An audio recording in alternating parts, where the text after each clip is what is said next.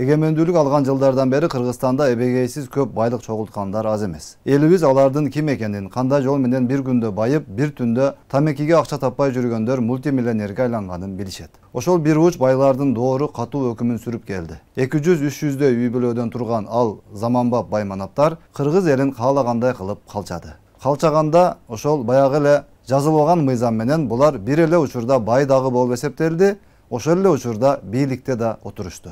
Кыргызстан дээрлик 30 жылдан ашык убакыттан бери ушул 300дөй үй бүлө үчүн жеке менчик ишканасындай эле көрүндү.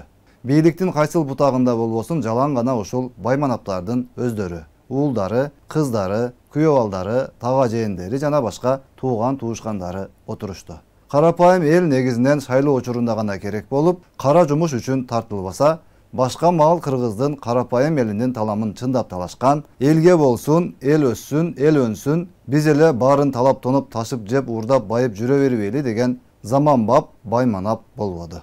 Кайерге барсаң ошол Паланчаевдер, Түкүнчаевдер. Баяганда дагы же башка дүйнөдөгү байларга окшоп iPhone чыгарып, же машина чыгарып, же KFC же жок дегенде тиш чукугуч чыгарып байыган жок. Булар эгемендүүлүк алган алгачкы жылдары элдин баары эмне болуп атканын түшүнбөй турган маалда дароо шыпылдап ага чейин элдин мүлкү болуп келген колхоз-совхоздордун объектилерин нарыдан бери өздөрүнө каттап, приватизация кылып, заводдорду, чоң-чоң советтер доорунан калган ири объектилердин баарын өздөрүнө ыйгарып алышты. Мыйзамдаштырып 10-20 рубльга сатып алды кылып, элдин атынан акцияларды сатып алган болуп, накта талап тоношту. Карапайым элдин 90% бул процесстерден кабардар дагы болбой калып кетти. Ошол кезде дагы ушул өкмөттүн кайсыл бир жеринде иштеп отургандар баарынан кабардар болуп, алдын ала дароо баарын өздөрүнө, тууган туушкандарына карапайым элден жашырып, өздөрү билгенче талап тоноп алышканын бүгүн эми билбеген эч ким калбады. Кийин эле ошол колхоздо жүргөн бухгалтер, раис, райком, пайкомдору бүт жаңы Кыргызстандын жаңы байлары болуп чыга келишти. Анан ошондон баштап байыган бул бир уч топ Кыргызстанды каалагандай калчап, кааласа депутат болуп, кааласа министр болуп, кааласа дагы башка бизнестерин жасап, өздөрүнчө бир элитага айланды да калды.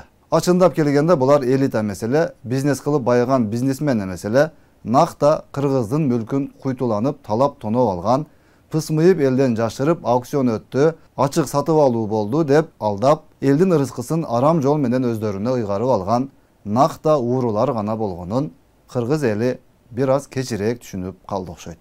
Бирок булардын алтын доору да кайсыл бир күнү бүтүшү керек болчу. Жана бул процесс башталганын эми элибиз көрүп турат.